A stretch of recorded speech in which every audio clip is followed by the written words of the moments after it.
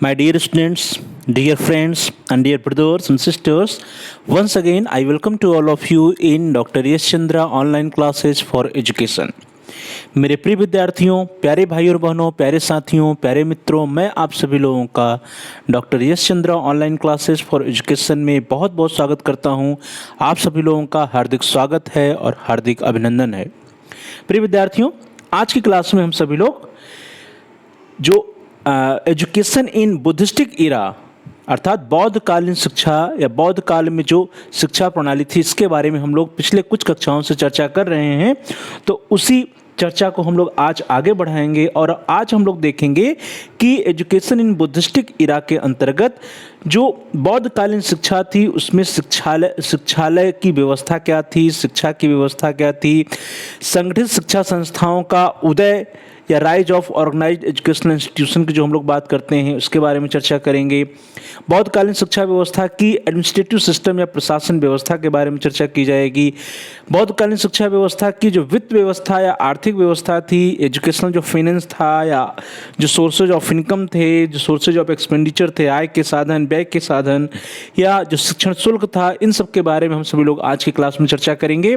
और साथ ही साथ आज की क्लास में हम सभी लोग शिक्षक के विरुद्ध कार्यवाही जो होती थी या नहीं होती थी उसके बारे में भी हम लोग चर्चा करेंगे। रेजिडेंशियल इंस्टीट्यूशन के बारे में चर्चा किया जाएगा और बौद्ध कालीन शिक्षा व्यवस्था के अंतर्गत जो बिल्डिंग होती थी, जो भवन होते थे, उसके बारे में चर्चा करेंगे। नंबर ऑफ द स्टूडेंट्स के बारे में चर्चा किया जाएगा और अंत में हम सभी लोग duration of teaching and educational session that is शिक्षण समय तथा शिक्षा सत्र के बारे में आज की क्लास में हम सभी लोग बहुत ही विस्तृत रूप में चर्चा करेंगे। तो चलो दोस्तों, प्यारे भाई बहनों, प्यारे विद्यार्थियों, आज की क्लास को हम सभी लोग स्टार्ट करते हैं, प्रारंभ करते हैं।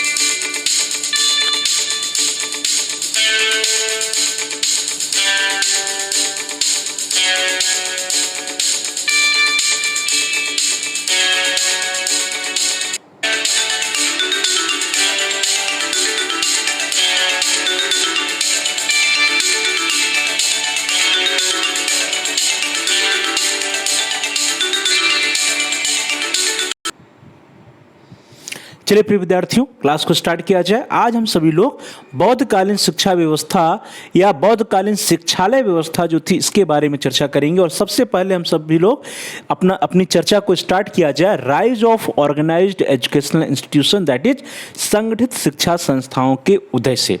प्रिय विद्यार्थियों, जैसा कि हम सभी लोगों ने इसके पूर्व में वैदिक कालीन शिक्षा प्रणाली के बारे में अध्ययन किया है, तो जो वैदिक पीरियड ऑफ एजुकेशन था, जो वैदिक कालीन शिक्षा प्रणाली थी, उस वैदिक कालीन शिक्षा प्रणाली में जो एजुकेशनल इंस्टीट्यूशन थे, जो शैक्षिक संस्थाएं थी, वो क्या थी? वो ऑर्गेनाइज्ड नहीं थी।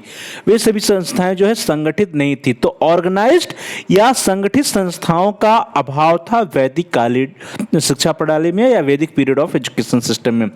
परंतु प्रिय विद्यार्थियों, जैसे जैसे आगे बढ़ा, शिक्षा की प्रणालियां आगे बढ़ती गई और बौद्ध कालीन शिक्षा प्रणाली में हम लोग देखते हैं कि जो शिक्षा संस्थान होते हैं धीरे धीरे संगठित होना प्रारंभ कर देते हैं। तो प्रिय विद्यार्थियों, इस तरह से हम लोग देखते हैं कि वैदिक काल में जो संगठित शिक्षा संस्थाओं का अभाव होता है, वैदिक कालीन शिक्षा प्रणाली में संगठित शिक्षा संस्थाएं नहीं होती हैं, क्योंकि शिक्षा प्रदान करने का कार्य व्यक्तिगत शिक्षकों द्वारा गुरुकुलों में किया जाता था। ध्यान दीजिए प्रिय विद्यार्थियों, आप सभी लोगों को याद भी होगा कि जब हम लोग वैदिक काल की बात करते हैं तो वैदिक काल में जो शिक्षा देने का कार्य होता था वो गुरु अपने गुरुकुल में किया करते थे। प्रत्येक टीचर्स का, प्रत्येक शिक्षक का या प्रत्येक गुरु का अपना गुरुकुल होता था और उसी गुरुकुल में वे शिक्षक या गुरु जो है छात्रों को शिक्षा देने का कार्य करते थे। और यही कारण था जिसकी वजह से ऑर्गेनाइज्ड एजुकेशनल इंस्टीट्यूशन या संगठित शैक्षिक संस्थाओं का अभाव वैदिक कालीन शिक्षा प्रणाली में देखा जाता है। परंतु प्रिय विद्यार्थियों, जब हम सभी लोग बौद्ध काल की बात करेंगे तो जो बौद्ध मठ होते थे, बौद्ध विहार होते थे, बौद्ध संघाराम होते थे, वहां पे कोई एक गुरु नहीं होते थे बल्कि कई टीचर्स होते थे। शिक्षकों की संख्या एक से अधिक होती थी, कई शिक्षक होते थे, छात्र भी कई ढेर सारे होते थे। तो ऐसी परिस्थितियां में जो एजुकेशनल इंस्टीट्यूशन थे, अर्थात जो बौद्ध मठ, बौद्ध विहार हुआ करते थे जहाँ पे शिक्षा प्रदान देने का कार्य होता था, तो ये बौद्ध मठ या बौद्ध विहार जो है धीरे धीरे संगठित होने लगे। तो प्रिय विद्यार्थियों, इस तरह से हम लोग देखते हैं कि बौद्ध वैदिक कालीन शिक्षा प्रणाली में संगठित शिक्षा संस्थाओं का अभाव था, क्योंकि शिक्षा प्रदान करने का कार्य व्यक्तिगत शिक्षकों या गुरुओं के द्वारा अपने गुरुकुलों में किया जाता था। जबकि इसके विपरीत बौद्ध काल की हम लोग बात करते हैं तो बौद्ध काल में शिक्षा प्रदान करने का कार्य संगठित शिक्षा संस्थाओं के द्वारा किया जाना प्रारंभ हुआ। प्रिय विद्यार्थियों, यहाँ से प्रश्न भी आपके परीक्षा में आता है, एग्जाम में आता है कि किस काल से संगठित शिक्षा संस्थाओं में शिक्षा देने का कार्य प्रारंभ होता है, तो इसका उत्तर होगा बौद्ध काल। तो इसको आप सभी लोग याद रखिएगा कि बौद्ध काल से जो शिक्षा देने का कार्य था वो संगठित शिक्षा संस्थाओं के द्वारा देना प्रारंभ हुआ। प्रिय विद्यार्थियों, इसी से संबंधित, इसी से रिलेटेड डॉक्टर ए.एस. अल्तेकर जी का एक स्टेटमेंट है। प्रिय विद्यार्थियों, उन्होंने कहा कि बौद्ध काल में संगठित शिक्षा संस्थाओं का होना स्वाभाविक था। ध्यान दीजिए कि ऑर्गेनाइज्ड एजुकेशनल इंस्टीट्यूशन या संगठित शिक्षा संस्थाओं का होना स्वाभाविक था, क्योंकि बौद्ध मठ जिन्होंने शिक्षा प्रदान करने के कार्य के भार को संभाला था वह पहले से ही एक धार्मिक संप्रदाय के रूप में संगठित थे। ध्यान दीजिए प्रिय विद्यार्थियों कि जो बौद्ध मठ था या बौद्ध विहार था, बौद्ध संघाराम था, जहाँ पर कि बौद्ध काल में शिक्षा प्रदान करने का कार्य किया जाता था, तो अल्तेकर साहब ने कहा कि जो बौद्ध मठ हैं या बौद्ध विहार हैं जहाँ पर एजुकेशन देने का कार्य किया जाएगा, ये चूंकि पहले से ही धार्मिक संप्रदाय के रूप में ऑर्गेनाइज्ड थे, संगठित थे। तो चूंकि जो बौद्ध मठ, बौद्ध विहार पहले से ही ऑर्गेनाइज्ड थे, संगठित थे, इसीलिए जब वे शिक्षा देने का कार्य करेंगे, एजुकेशन प्रदान करने का कार्य करेंगे, तो एजुकेशन भी क्या होगा, ऑर्गेनाइज्ड होगा, संगठित होगा। इसलिए उन्होंने कहा कि बौद्ध काल में संगठित शिक्षा संस्थाओं का होना स्वाभाविक ही था, क्योंकि बौद्ध मठ जिन्होंने शिक्षा प्रदान करने के कार्य के भार को संभाला था वह पहले से ही एक धार्मिक संप्रदाय के रूप में संगठित थे। प्रिय विद्यार्थियों, अपने इसी मत के आधार पर डॉक्टर ए.एस. अल्तेकर साहब ने लिखा है, उन्होंने कहा है कि यह कहना उचित है कि संगठित सार्वजनिक शिक्षा संस्थाओं का उदय बौद्ध धर्म के प्रभाव के कारण हुआ। ध्यान दीजिए प्रिय विद्यार्थियों, जो अल्तेकर साहब का स्टेटमेंट है, उन्होंने कहा कि यह कहना उचित है कि संगठित सार्वजनिक शिक्षा संस्थाओं का उदय, जो हम लोग ऑर्गेनाइज्ड एजुकेशनल इंस्टीट्यूशन की बात कर रहे हैं, origin of organised educational institution, उसका कहीं न कहीं जो स्रोत रहा है, उसका कहीं न कहीं जो कारण रहा है, वो क्या रहा है, बौद्ध धर्म का प्रभाव। तो संगठित सार्वजनिक शिक्षा संस्थाओं का उदय बौद्ध धर्म के प्रभाव के कारण ही हुआ, ऐसा डॉक्टर ए.एस. अल्तेकर साहब ने अपने कथन में कहा है। और हम लोग देख भी सकते हैं, कि जो वैदिक कालीन शिक्षा प्रणाली थी वहाँ पे जो गुरुकुल हुआ करते थे, वे गुरुकुल जो है संगठित नहीं थे।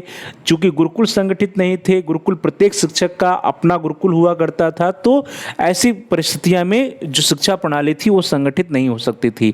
लेकिन बौद्ध काल में यदि हम लोग देखते हैं तो बौद्ध काल में जो बौद्ध मठ, बौद्ध विहार हुआ करते थे, वे पहले से ही एक धार्मिक संप्रदाय के रूप में संगठित थे। और इसी का परिणाम हुआ कि संगठित सार्वजनिक शिक्षा संस्थाओं का उदय होता है, और संगठित सार्वजनिक शिक्षा संस्थाओं के उदय के पीछे कहीं न कहीं बौद्ध धर्म का बहुत ही बड़ा प्रभाव था, बहुत ही बड़ा योगदान था। चलिए दोस्तों, आगे बढ़ते हैं और हम लोग शिक्षालय व्यवस्था या शिक्षा व्यवस्था के बारे में चर्चा करते हैं। और यह शिक्षा व्यवस्था या शिक्षालय व्यवस्था कौन सी है, बौद्ध काल की या बौद्धकालीन शिक्षा व्यवस्था के बारे में हम लोग चर्चा करते हैं, अपनी चर्चा को आगे बढ़ाते हैं। बौद्ध शिक्षा व्यवस्था में प्रिय विद्यार्थियों जो शिक्षा थी वो सामूहिक हुआ करती थी। ध्यान दीजिए, शिक्षा सामूहिक थी। इसका अभिप्राय क्या है कि वहाँ पे कई बौद्ध शिक्षक होते थे, कई स्टूडेंट्स होते थे, तो सभी मिलजुल करके शिक्षा प्रदान करने का कार्य या बौद्ध धर्म की या बौद्ध जो फिलॉसफी है उसको आगे बढ़ाने का कार्य, बौद्ध धर्म का प्रचार प्रसार करने का कार्य, और गौतम बुद्ध जी के जो विचार थे उसी को जो है बौद्ध शिक्षा के रूप में आगे बढ़ाने का कार्य सभी लोग सामूहिक रूप से करते थे। प्रिय विद्यार्थियों, जो बौद्ध धर्म के अनुयायी हुआ करते थे, बौद्ध धर्म के जो प्रचारक हुआ करते थे, वे जो है शिक्षा प्रदान करने का कार्य और बौद्ध धर्म को आगे बढ़ाने का कार्य, बौद्ध धर्म का प्रचार प्रसार करने का कार्य किया करते थे। बौद्ध धर्म के अनुयायियों एवं प्रचारकों के लिए विहार या मठ या संघ तथा संगठित शिक्षा संस्थाएं खोली गई। ध्यान दीजिए कि प्रारंभ में जो बौद्ध विहार खोला गया या बौद्ध मठ खोला गया, बौद्ध संघ खोला गया, या भी जो भी ऑर्गेनाइज्ड एजुकेशनल इंस्टीट्यूशन एजुकेशन खोले गए, अर्थात बौद्ध मठों में, बौद्ध विहारों में, बौद्ध संघों में जो शिक्षा देने का कार्य प्रारंभ हुआ वो किसके लिए हुआ था?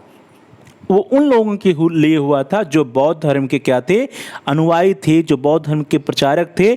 उन बौद्ध धर्म के अनुयायियों और प्रचारकों के लिए शिक्षा संस्थाएं खोली गई थी, जिससे कि बौद्ध धर्म का अधिक से अधिक प्रचार प्रसार किया जा सके, बौद्ध धर्म के प्रति लोगों को आकर्षित किया जा सके। इसके लिए बौद्ध मठ, बौद्ध विहार या बौद्ध संघाराम में या बौद्ध संगठित शिक्षा संस्थाओं में जो है शिक्षा देने का कार्य प्रारंभ किया गया था। प्रिय विद्यार्थियों, बौद्ध कालीन युग में जो एजुकेशन देने का कार्य था वो किसी एक टीचर्स का या किसी एक व्यक्तिगत गुरु का नहीं होता था, जैसा कि वैदिक कालीन में होता था। वैदिक काल में शिक्षा देने का कार्य जो है वो एक गुरु अपने गुरुकुल में किया करता था, परंतु इसके जस्ट विपरीत बौद्ध कालीन युग में शिक्षा गुरुओं का व्यक्तिगत उद्यम न होकर के संस्थागत हो गई थी। प्रिय विद्यार्थियों ध्यान दीजिए, यहाँ से ही प्रश्न बनता है कि किस काल में जो शिक्षा संस्थाएं थी या शिक्षा देने का कार्य था वो व्यक्तिगत उद्यम न होकर के संस्थागत हो गई थी? तो बौद्ध कालीन युग में शिक्षा गुरुओं का व्यक्तिगत उद्यम न होकर के संस्थागत हो गई थी। प्रिय विद्यार्थियों, वैदिक कालीन युग में जहां गुरु के व्यक्तिगत आश्रम, जिसको हम लोग गुरुकुल कहते हैं, गुरुकुल में शिक्षा देने का प्रचलन था। आप सभी लोगों ने पढ़ा भी है कि वैदिक काल में शिक्षा देने का जो कार्य होता था वो गुरुकुल के माध्यम से गुरु देते थे, और जो गुरुकुल होता था वह किसी एक शिक्षक का या किसी एक गुरु का व्यक्तिगत उद्यम माना जाता था।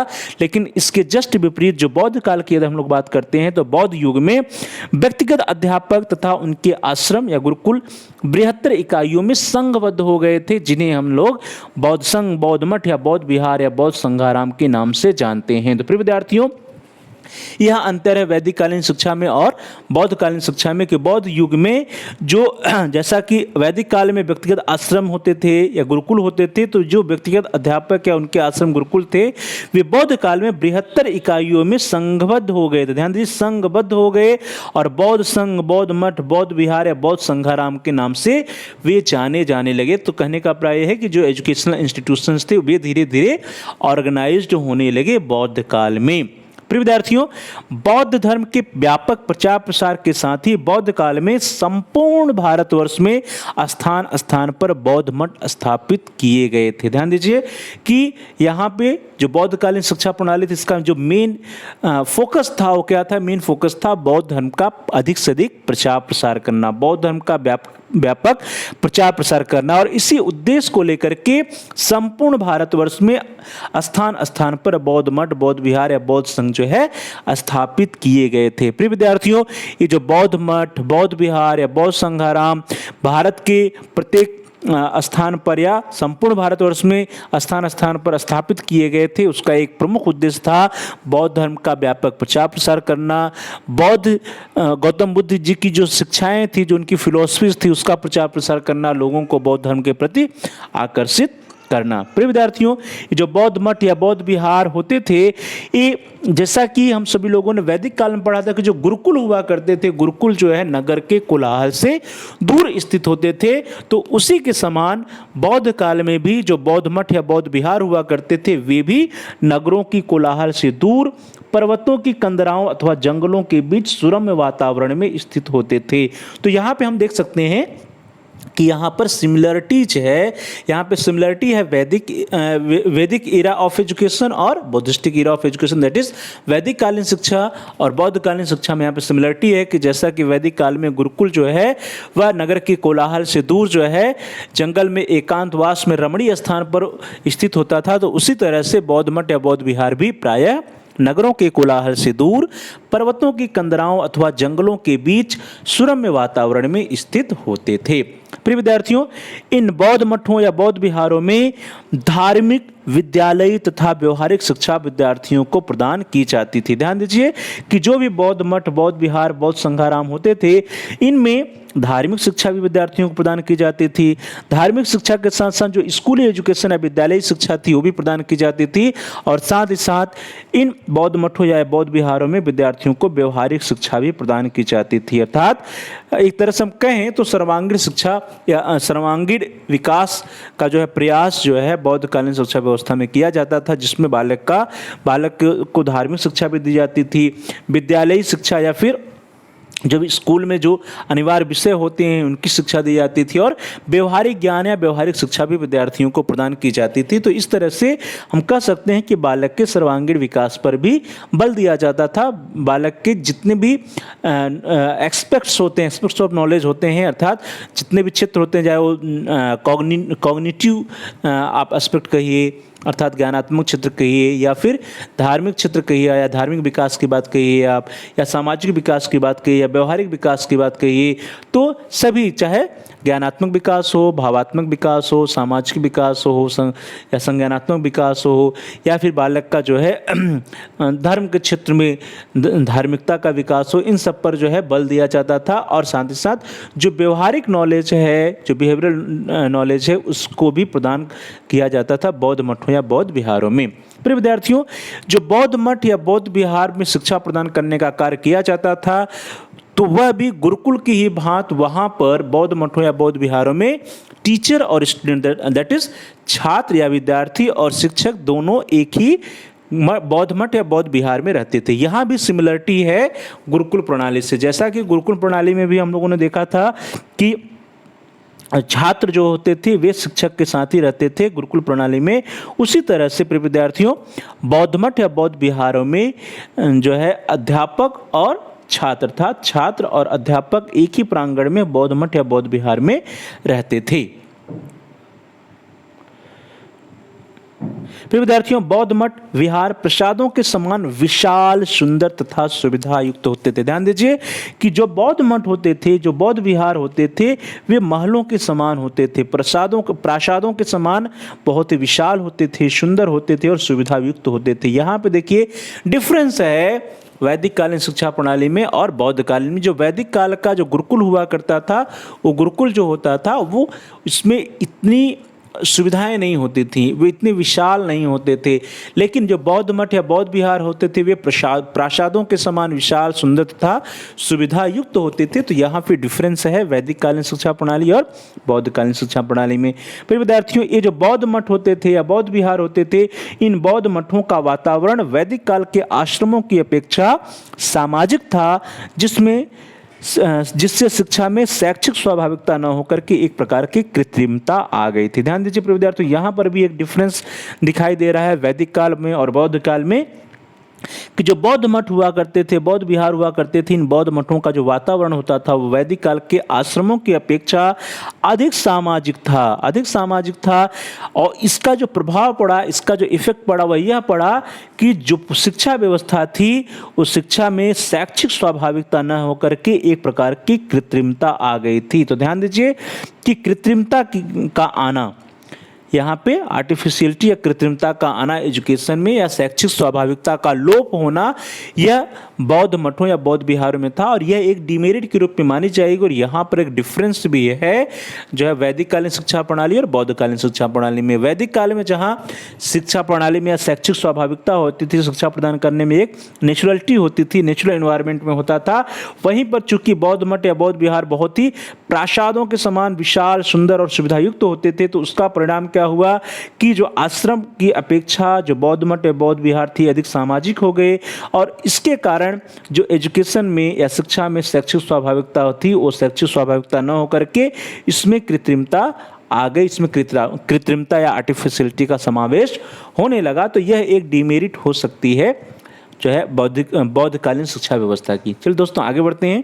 प्रिय विद्यार्थियों, बौद्ध विहारों या बौद्ध मठों में के प्रशासन के लिए जो भी नियम बनाए जाते थे, उन बनाए गए नियमों का पालन सभी विद्यार्थियों तथा शिक्षकों को अनिवार्य रूप से करना होता था। अर्थात बौद्ध मठ या बौद्ध विहार में जो भी रूल्स रेगुलेशंस होते थे, जो भी नियम बनाए जाते थे, वे नियम सभी के लिए होते थे, चाहे वो शिक्षक हो चाहे विद्यार्थी हो, और सभी को, विद्यार्थियों शिक्षकों को, सभी लोगों को अनिवार्य रूप से उन नियमों का पालन करना होता था। और इसके पूर्व में हम लोगों ने चर्चा भी किया था कि बौद्ध काल में वैदिक काल की भांति शिक्षक और छात्र जैसे वैदिक काल में गुरुकुल में रहते थे, उसी तरह से बौद्ध काल में जो है बौद्ध मठ या बौद्ध विहार में शिक्षक और छात्र साथ साथ रहते थे और दोनों को बौद्ध मठ या बौद्ध विहार के नियमों का पालन करना अनिवार्य था।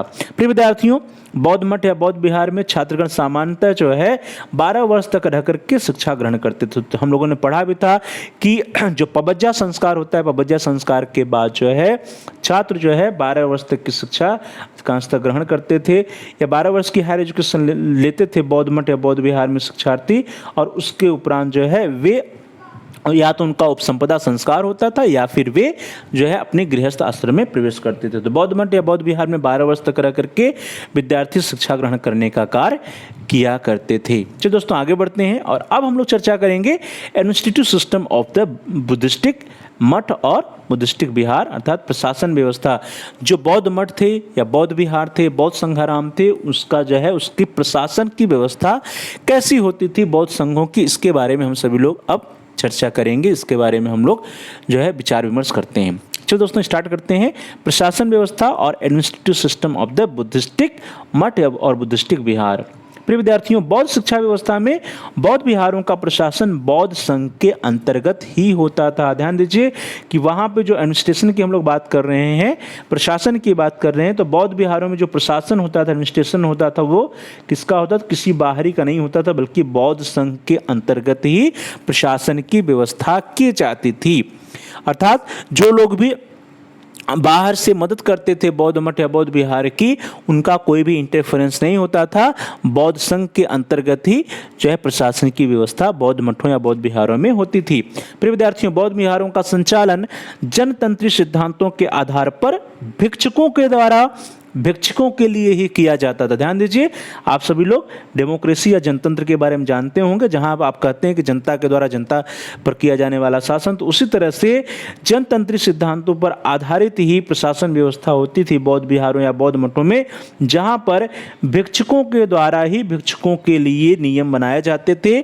भिक्षुकों के द्वारा भिक्षुकों के ऊपर जो है एडमिनिस्ट्रेशन या प्रशासन के नियम बनाए जाते थे। जो प्रशासक होता था वो भी एक भिक्षुक होता था, और जो नियम बनाए जाते थे या जिसके ऊपर वो प्रशासन करता था वह भी भिक्षुक ही होते थे। अर्थात भिक्षुकों के द्वारा भिक्षुकों के लिए ही जनतंत्री सिद्धांतों के आधार पर बौद्ध मठों या बौद्ध विहारों का संचालन किया जाता था। यह एक पॉजिटिव या जो है सकारात्मक पक्ष है जो है बुद्धिस्टिक एजुकेशन का या बौद्धकालीन शिक्षा व्यवस्था का। चलिए दोस्तों आगे बढ़ते हैं।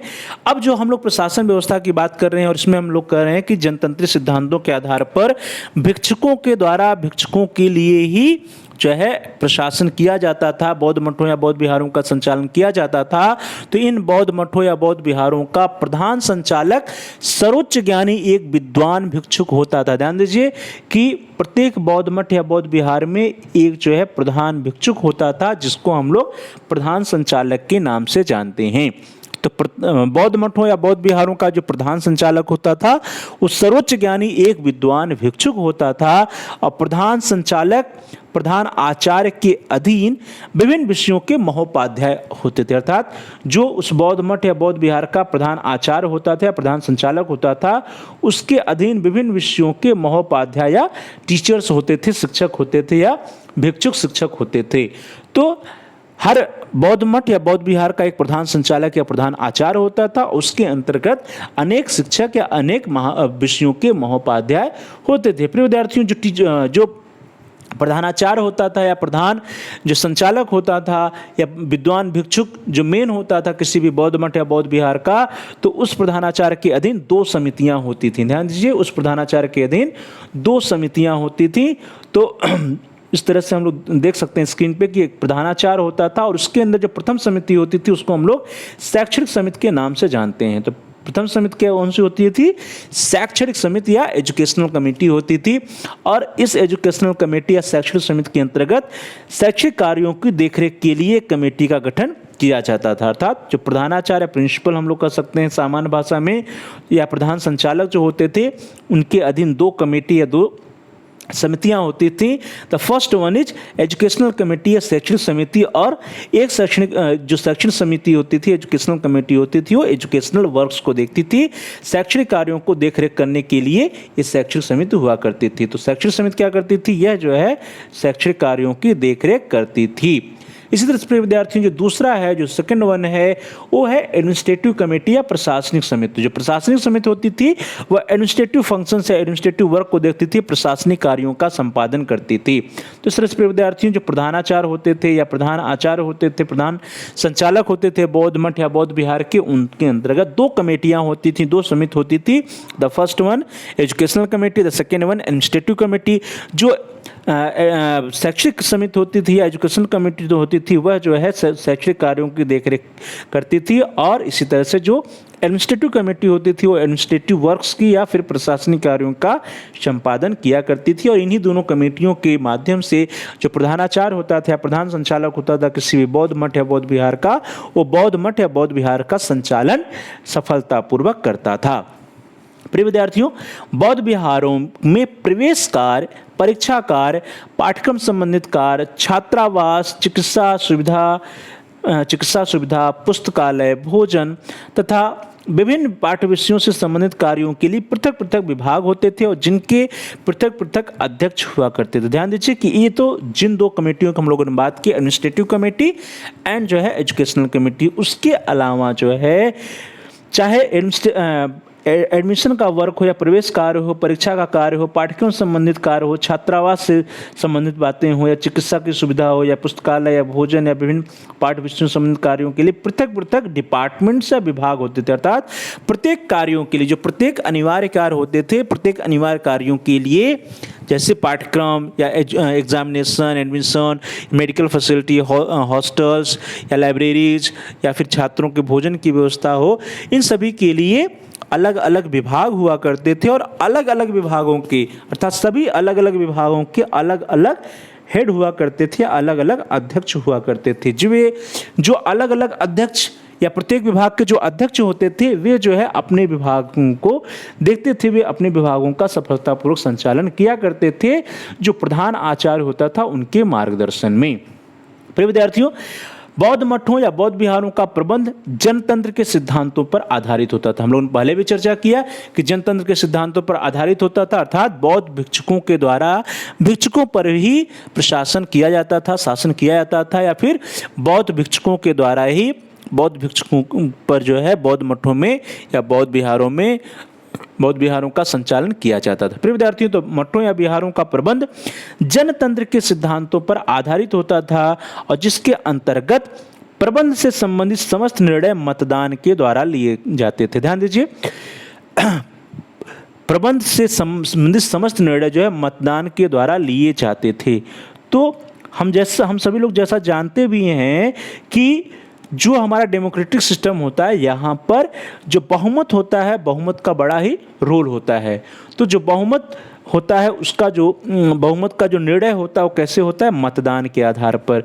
हम सभी लोग जान रहे हैं कि मतदान होता है जनतंत्र में या डेमोक्रेसी में, और मतदान में जिसका बहुमत होता है या उसी के आधार पर निर्णय लिया जाता है कि क्या निर्णय होगा। अर्थात प्रबंध से संबंधित समस्त निर्णय के लिए बौद्ध मठों या बौद्ध विहारों में डेमोक्रेटिक सिस्टम को अपनाया जाता था जिसके अंतर्गत मतदान होता था और मतदान के द्वारा ही यह निर्णय लिया जाता था कि कोई भी कार्य कैसे होगा, या कोई किसी भी कार्य पर किसी प्रबंध से संबंधित कोई भी निर्णय लेना होता था तो उसके लिए डेमोक्रेटिक पॉलिसी को अपनाई जाती थी और मतदान होता था और बहुमत के आधार पर ही उस पर निर्णय लिया जाता था। प्रिय विद्यार्थियों इस काल के उल्लेखनीय जो शिक्षा के केंद्र थे इसके बारे में आप सभी लोग पहले भी पढ़ चुके हैं। वे कौन कौन से थे आपने नाम भी सुना है। तक्षशिला था, तक्षशिला विश्वविद्यालय, विक्रमशिला विश्वविद्यालय नालंदा, ओदंतपुरी, बल्लभी, नदिया, सारनाथ, अमरावती, मिथिला, जगद्दला।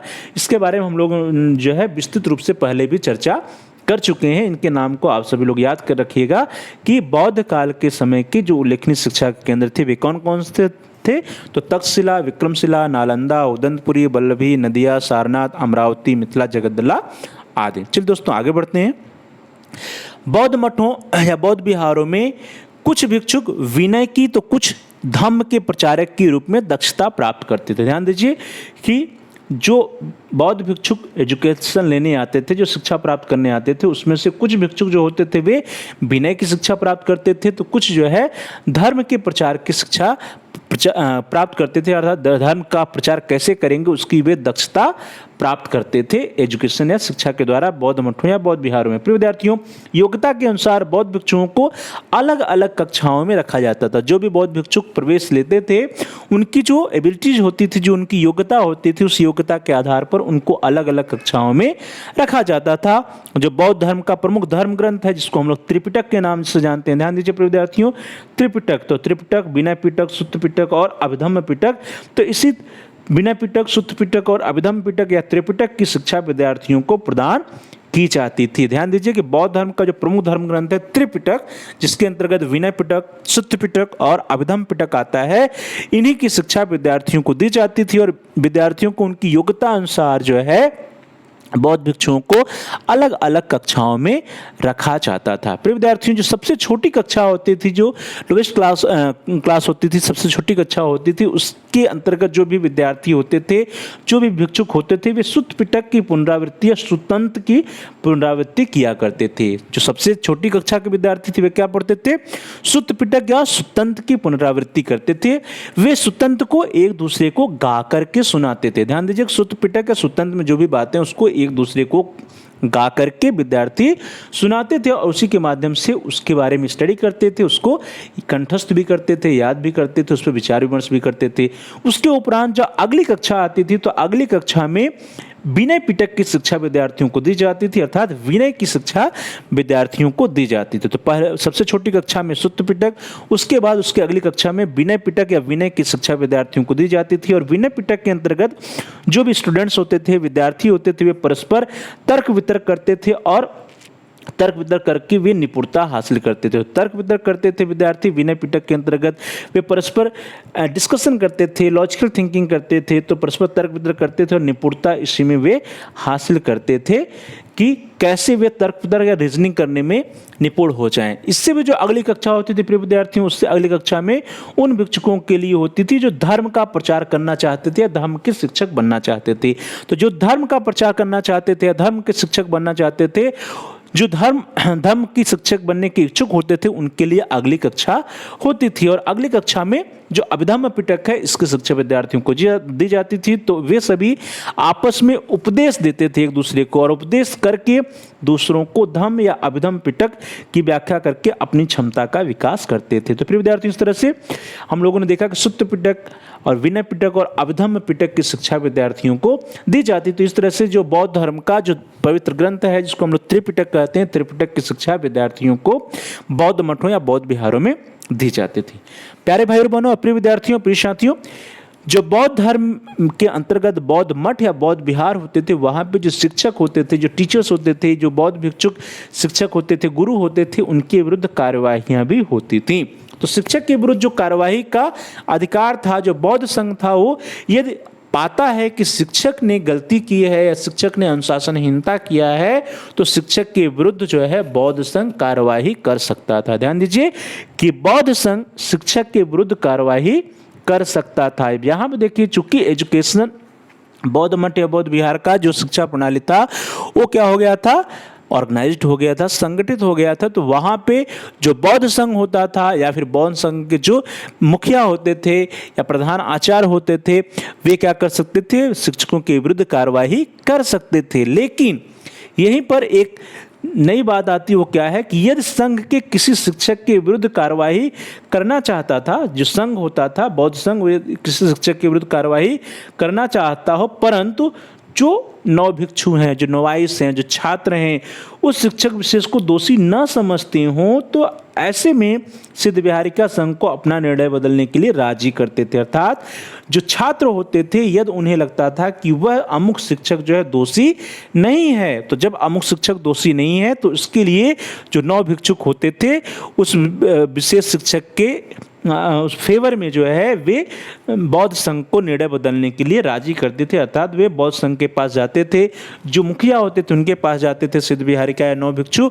और उनको अपनी बातों को रखते थे कि जो अमुक शिक्षक है वह दोषी नहीं है, इसलिए उसके खिलाफ कोई भी कार्यवाही नहीं की जानी चाहिए। तो कहने का अभिप्राय है कि किसी भी शिक्षक के विरुद्ध कार्यवाही बौद्ध संघ में हो सकती थी, लेकिन यदि छात्र जो स्टूडेंट होते थे, नव भिक्षुक होते थे, सिद्ध विहारिका होते थे, उनको यदि लगता था कि नहीं, वो अमुक शिक्षक दोषी नहीं है, उसका कोई दोष नहीं है, वो विशेष रूप से दोषी नहीं है, तो उसके लिए वे बौद्ध संघ को जो है राजी करते थे कि उस शिक्षक के विरुद्ध कार्रवाई न की जाए। चलो दोस्तों आगे बढ़ते हैं। और प्रत्येक शिक्षा व्यवस्था की जो रीढ़ होती है वो क्या होती है? फाइनेंस। तो एजुकेशनल फाइनेंस कैसा था? वित्त व्यवस्था या आर्थिक व्यवस्था बौद्ध मठों या बौद्ध विहारों की कैसी थी? बौद्धकालीन शिक्षा प्रणाली में जो आर्थिक व्यवस्था थी, वित्त व्यवस्था कैसी थी, इसके बारे में हम लोग जल्दी से चर्चा कर लेते हैं। तो फिर विद्यार्थियों, चूंकि बौद्ध काल में जो पूरी की पूरी शिक्षा व्यवस्था थी वह क्या हो गई थी? संस्थागत हो गई थी। तो बौद्ध काल में शिक्षा व्यवस्था ने संस्थागत रूप ले लिया था और परिणाम स्वरूप उसके लिए अच्छी तरह से संगठित और सुदृढ़ आर्थिक व्यवस्था की परम आवश्यकता थी। चूंकि एजुकेशन जो था या शिक्षा व्यवस्था जो थी वो पूरी तरह से ऑर्गेनाइज्ड हो गई थी, इंस्टीट्यूशनलाइज्ड हो गई थी, संस्थागत हो गई थी, इसलिए जरूरी था कि जो फाइनेंस का सिस्टम है, जो वित्त व्यवस्था है या आर्थिक व्यवस्था है, वो भी क्या हो? संगठित और सुदृढ़ हो।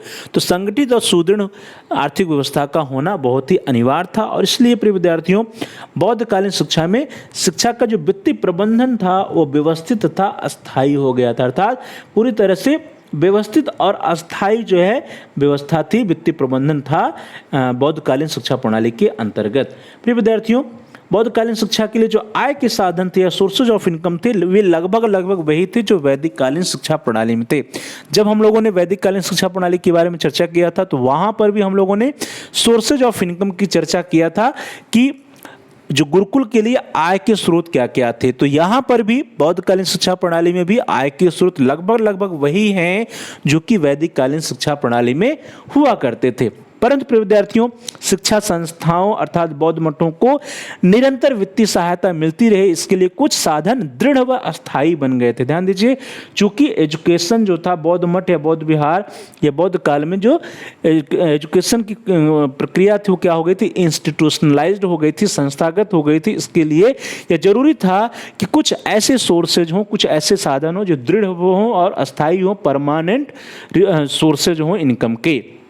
इसके लिए प्रिय विद्यार्थियों, जो राजकीय सहायता थी बौद्ध काल में वो जो है बहुत इंपॉर्टेंट था। तो बौद्ध काल में राजकीय सहायता अत्यधिक बढ़ गई थी। ध्यान दीजिए कि अगर हम लोग गुरुकुल की से कंपेयर करेंगे तो बौद्ध काल में राजकीय सहायता अत्यधिक बढ़ गई थी।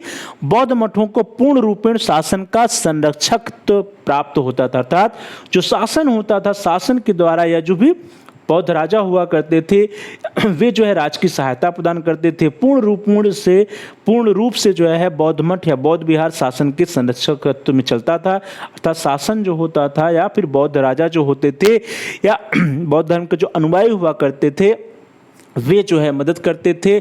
इस तरह से बौद्ध मठ पूर्ण रूपेण शासन का संरक्षक प्राप्त था बौद्ध मठों या बौद्ध विहारों को। प्रिय विद्यार्थियों, वैदिक कालीन शिक्षा की तरह ही बौद्ध विहार की शिक्षा प्रणाली में शासन या दानकर्ता का कोई हस्तक्षेप नहीं रहता था। ध्यान दीजिए, यह एक बहुत इंपॉर्टेंट बात है कि जो एजुकेशनल सिस्टम था, जो शिक्षा देने का कार्य था, जैसा कि प्रिय विद्यार्थियों जैसा कि वैदिक प्रणाली में था कि वहां पर भी जो अनुदान देता था, जो धन देता था, जो दान देता था, तो दान देने वाला चाहे वो राजा हो चाहे कोई धनी व्यक्ति हो, उसका कोई इंटरफेरेंस एजुकेशन में नहीं होता था, शिक्षा की प्रणाली में नहीं होता था। जो गुरु होते थे पूरी तरह से स्वतंत्र होते थे। तो उसी तरह से वैदिक काल की भांति बौद्ध काल में जो राजकीय सहायता मिलती थी या बौद्ध राजा सहायता देते थे या फिर अन्य जो भी धनी व्यक्ति होते थे, गणमान्य व्यक्ति होते थे, वे जो मदद देते थे उसके लिए वे किसी भी प्रकार का इंटरफेरेंस एजुकेशन सिस्टम में या बौद्ध मठ की शिक्षा की व्यवस्था में नहीं किया करती थे। तो कह सकते हैं कि बौद्ध काल में जो शिक्षा की व्यवस्था थी वह पूर्ण रूपेण स्वतंत्र थी। शासन या दानकर्ता का इसमें कोई भी हस्तक्षेप नहीं होता था। प्रिय विद्यार्थियों, बौद्ध विहारों के संचालन का व्यवहार उनके संस्थापकों तथा बौद्ध धर्म के अनुयायियों द्वारा वहन किया जाता था। ध्यान दीजिए कि असली जो जिसको हम लोग बात करें कि परमानेंट सोर्स था, तो परमानेंट सोर्स के ऊपर के अंतर्गत राजकीय सहायता और राजकीय सहायता के अंतर्गत जिन्होंने उस बौद्ध मठ या बौद्ध विहार की स्थापना की है, अर्थात जो उसके संस्थापक होते थे, उस बौद्ध मठ या बौद्ध विहार के जो राजा होते थे, वे जो है उस बौद्ध मठ या बौद्ध विहार के व्यय का भार वहन करते थे। और साथ ही साथ जो बौद्ध धर्म के अनुयायी हुआ करते थे, वे बौद्ध धर्म के अनुयायी भी उस बौद्ध मठ या बौद्ध विहार का खर्च का वहन किया करते थे। तो इस तरह से जो प्रमुख सोर्स था वो क्या था, बौद्ध धर्म के जो संस्थापक और बौद्ध धर्म के जो अनुयायी होते थे वे बौद्ध विहारों या बौद्ध मठों के व्यय का भार वहन किया करते थे। प्रिय विद्यार्थियों, अधिकांशतः विहारों को दान में इतना अस्थायी संपत्ति मिल जाती थी कि इसकी आय से मठ एवं विहार का व्यय सुविधा पूर्वक चल सकता था। ध्यान दीजिए कि दान के रूप में जो हम लोग बात करें संस्थापक की या जो बौद्ध धर्म के अनुयायी हुआ करते थे, वे सब जो दान देते थे उससे इतनी अस्थायी संपत्ति मिल जाती थी बौद्ध मठ या बौद्ध विहार को कि बौद्ध मठ या बौद्ध विहार का जो भी व्यय होता था, जो भी खर्च होता था, वो सुविधापूर्वक चल जाता था। धन की कोई कमी नहीं होती थी और इसी के साथ साथ समय समय पर बौद्ध विहारों को दान भी मिलता रहता था। जो दान मिलता था वो भी जो है इनकम का कार्य होता था, वो भी सोर्स का ऑफ इनकम रहता था। तो समय समय पर बौद्ध विहारों या बौद्ध मठों को दान भी मिलता था। बौद्ध धर्म के जो संस्थापक थे वे भी जो है बौद्ध मठ या बौद्ध विहारों का व्यवहार करते थे। जो बौद्ध धर्म के अनुयायी थे वे भी जो बौद्ध धर्म या बौद्ध मठों का जो है व्यय का भार वहन किया करते थे। इस तरह से जब हम लोग देखेंगे कि जो बौद्ध मठ होते थे या बौद्ध विहार होते थे वे अत्यंत सुंदर होते थे। बौद्ध मठ और बौद्ध विहार अत्यंत सुंदर भी होते थे और साथ साथ अत्यंत सुखदायक भी होते थे। और जब आप बौद्ध मठों या बौद्ध विहारों को देखेंगे तो ये बहुत बड़े भी हुआ करते थे। जो हम लोग विश्वविद्यालय की बात करते हैं, नालंदा, विक्रमशिला, तक्षशिला आदि की, तो वे बहुत बड़े बड़े विश्वविद्यालय हुआ करते थे। तो इस तरह से बौद्ध मठ या बौद्ध विहार प्रासाद के समान हुआ करते थे, अत्यंत सुंदर होते थे, अत्यंत सुखदायक होते थे, बहुत बड़े हुआ करते थे। और साथ ही साथ जो भिक्षुकों की भोजन की व्यवस्था होती थी, जो हम लोग खर्च की बात करें तो भिक्षुकों के भोजन की व्यवस्था भिक्षा से होती थी। आप सभी लोग जान भी रहे हैं, पढ़े भी हैं कि जो बौद्ध भिक्षुक होते थे वे भिक्षा मांगते थे और जो भिक्षा मांगते थे तो उसी भिक्षा से भोजन की व्यवस्था लगभग हो जाती थी। तो भोजन की व्यवस्था के लिए जो है आय की कोई समस्या नहीं थी, क्योंकि भोजन की व्यवस्था पूरी तरह से लगभग जो है भिक्षा से हो जाती थी। भिक्षुकों के भोजन की व्यवस्था भिक्षा से हो जाती थी। और प्रिय विद्यार्थियों, इसके उपरांत इसके अलावा भी शुल्क जो मिलता, शुल्क के रूप में भी आय होती थी, उपहार के रूप में भी आय होती थी। तो भिक्षुकों को भोजन की व्यवस्था भिक्षा से होती थी, परंतु शुल्क, उपहारों, दानों, राजस्व आदि से बौद्धकालीन विहारों या मठों को वित्तीय सहायता मिलती थी। अर्थात ये भी सोर्सेज ऑफ इनकम, एक तो भिक्षा से भोजन की व्यवस्था हो जाती थी, उसके अलावा शुल्क भी लगता था, ट्यूशन फी भी लगता था, उपहार मिलते थे, दान मिलते थे और राजस्व जो भी होता था वे सभी जो है बौद्धकालीन विहारों या मठों की वित्तीय सहायता, सोर्सेज ऑफ इनकम के रूप में माने जाते थे। इस तरह से हम लोग सोर्सेज ऑफ इनकम या आय के साधन को काउंट करें तो वे सब क्या हो सकते हैं। आय के साधन सोर्सेज ऑफ इनकम में जो राजस्व होता था, जो धर्मस्व होता था, जो उपहार होते थे, जो दान होता था, समाज द्वारा जो सहायता दी जाती थी, जो भिक्षा मिलती थी और साथ साथ जो शुल्क इत्यादि होते थे, ये बौद्ध विद्यापीठों, मठों या विहारों की आय के प्रमुख साधन हुआ करते थे। तो राजस्व, धर्मस्व, उपहार, दान, समाज द्वारा दी जाने वाली सहायता, भिक्षा और शुल्क जो है वह प्रमुख रूप से सोर्सेज ऑफ इनकम हुआ करते थे बौद्ध मठों या बौद्ध विहारों के। इसी तरह से यदि हम लोग व्यय की बात करें, सोर्सेज ऑफ एक्सपेंडिचर की बात करें, व्यय के साधन की बात करें कि प्रमुख खर्च की मदें क्या क्या थी बौद्ध मठों या बौद्ध विहारों की, तो बौद्धकालीन शिक्षा व्यवस्था की प्रमुख जो व्यय की मदद थी विद्यार्थियों, व्यय की प्रमुख मदद निम्न थी। द फर्स्ट वन इज विद्यार्थियों के भोजन, वस्त्र, आवास व चिकित्सा पर व्यय। तो जो भोजन की हम लोग बात करें तो यहाँ पे भिक्षा से होती थी और बाकी जो भी कमी हो जाती थी वे जो भी सोर्सेज ऑफ इनकम थे उससे भी हो जाता था। तो विद्यार्थियों का भोजन, विद्यार्थियों के वस्त्र, विद्यार्थियों का आवास और चिकित्सा जो है व्यय के प्रमुख साधन हुआ करते थे। इसी के अलावा ये तो प्रमुख जो है व्यय के साधन है और इसी के साथ साथ अध्यापकों के वेतन, उपकरण व भवनों का निर्माण व देखभाल भी एक व्यय का साधन था। अध्यापकों के वेतन पे खर्च होता था पैसा, धन, उपकरणों और भवनों के निर्माण और उसकी देखभाल, मेंटेनेंस पर जो है खर्च होता था। और इसी के साथ साथ साहित्य के सृजन पर भी धन का व्यय होता था। तो व्यय के साधन इस तरह से प्रमुख रूप से क्या क्या थे, विद्यार्थियों के भोजन, वस्त्र, आवास और चिकित्सा पर व्यय, अध्यापकों के वेतन, उपकरण एवं भवनों के निर्माण तथा देखभाल पर व्यय और साहित्य सृजन पर व्यय और आदि। प्रिय विद्यार्थियों, चलिए आगे बढ़ते हैं। अब हम लोग चर्चा कर लेते हैं ट्यूशन फीस की या शिक्षण शुल्क की। तो हम लोगों ने जैसे सोर्सेज ऑफ इनकम के अंतर्गत भी देखा कि फी लगती थी, शुल्क लगता था। तो प्रिय विद्यार्थियों, आरंभ में प्रारंभ काल में जब हम लोग बात करते हैं तो आरंभ में बौद्ध शिक्षा केवल बौद्ध भिक्षुकों को ही प्रदान की जाती थी। चूंकि प्रारंभ काल में बौद्ध शिक्षा केवल बौद्ध भिक्षुकों को ही प्रदान की जाती थी, तो उस समय जो शुल्क की बात आती है तो वो पूरी तरह से निःशुल्क था, अर्थात शिक्षा जो है पूरी तरह से निःशुल्क था। क्यों? क्योंकि सिर्फ और सिर्फ बौद्ध धर्म के अनुयायी या बौद्ध भिक्षुकों को ही शिक्षा प्रदान की जाती थी। तो प्रिय विद्यार्थियों, आरंभ में बौद्ध शिक्षा केवल बौद्ध भिक्षुकों को ही प्रदान की जाती थी, इसलिए अतः शिक्षा पूर्ण रूप से निःशुल्क थी, अर्थात कोई भी शिक्षण शुल्क नहीं लिया लगता था। तो चूंकि प्रारंभ काल में बौद्ध शिक्षा सिर्फ बौद्ध भिक्षुकों को प्रदान की जाती थी, इसलिए जो है शिक्षा पूर्ण रूप से निःशुल्क थी, अर्थात किसी प्रकार का कोई भी शिक्षण शुल्क नहीं लगता था। परंतु प्रिय विद्यार्थियों, जैसे जैसे बौद्ध धर्म आगे बढ़ा, बौद्ध शिक्षा प्रणाली आगे बढ़ी, तो 21वीं शताब्दी के प्रारंभ से बौद्ध मठों या बौद्ध विहारों में जन सामान्य को भी शिक्षा देने का प्रबंध हो गया। ध्यान दीजिए कि जब जन सामान्य को शिक्षा देने का प्रबंध हुआ तो फिर वहां पर शुल्क की व्यवस्था की गई। तो 21वीं शताब्दी के प्रारंभ से बौद्ध मठों या बौद्ध विहारों में जन सामान्य को भी शिक्षा देने का प्रबंध हो गया था, और प्राथमिक शिक्षा फिर भी पूर्ण रूपेण निःशुल्क थी। जो प्राथमिक शिक्षा थी वो पूरी तरह से निःशुल्क थी, परंतु हायर एजुकेशन की हम लोग बात करें, उच्च शिक्षा की बात करते हैं, तो उच्च शिक्षा के में छात्रों या विद्यार्थियों से रहने एवं खाने अर्थात भोजन का व्यय लिया जाता था। उच्च शिक्षा के क्षेत्र में जो छात्र रहते थे या उनके भोजन पर व्यय, तो रहने का व्यय और उनके भोजन का व्यय जो है विद्यार्थियों से शुल्क के रूप में लिया जाता था। लेकिन वहाँ पर भी ऐसे छात्र जो निर्धन होते थे, पुअर होते थे, तो निर्धन एवं योग्य छात्र विद्यार्थी धन के स्थान पर अपनी सेवाएं भी बौद्ध मठ या बौद्ध विहार को अर्पित कर सकते थे। तो प्रिय विद्यार्थियों, निर्धन एवं योग्य छात्र या विद्यार्थी धन के स्थान पर अपनी सेवाएं भी बौद्ध मठ या बौद्ध विहार को अर्पित कर सकता था, अर्थात निर्धन और योग्य छात्रों के लिए जो शुल्क की व्यवस्था थी उसमें कुछ छूट थी, वे शुल्क न दे करके वे जो है अपनी सेवा भी बौद्ध मठों या बौद्ध विहारों में अर्पित कर सकते थे। ऐसा जो है वैदिक कालीन शिक्षा व्यवस्था में भी था। प्रिय विद्यार्थियों, अब हम लोग बात करते हैं रेजिडेंशियल इंस्टीट्यूशन की या सावास संस्थाओं की। तो जो बौद्ध मठ या बौद्ध विहार हुआ करते थे वे सभी क्या है, आवासीय संस्थाएं होती थीं। तो बौद्ध मठ या बौद्ध विहार जो है रेजिडेंशियल होते थे, आवासीय संस्थाएं होती थी। जो बौद्ध विहार होते थे उसके अंतर्गत बड़े बड़े हॉस्टल्स होते थे, अर्थात बौद्ध मठ या बौद्ध विहार रेजिडेंशियल होते थे, आवासीय होते थे। वहाँ पे बौद्ध मठों में छात्र और शिक्षक सभी रहते थे। बौद्ध विहारों में बड़े बड़े हॉस्टल्स होते थे। जैसा कि आप लोग नालंदा विश्वविद्यालय का नाम सुने होंगे, तो नालंदा विश्वविद्यालय में लगभग 4000 छात्रों के रहने की व्यवस्था थी। तो नालंदा विश्वविद्यालय बहुत ही बड़ा था, बहुत ही विशाल था। तो इसमें जो है लगभग 4000 छात्रों के रहने की व्यवस्था थी। वहाँ पे हॉस्टल्स भी थे।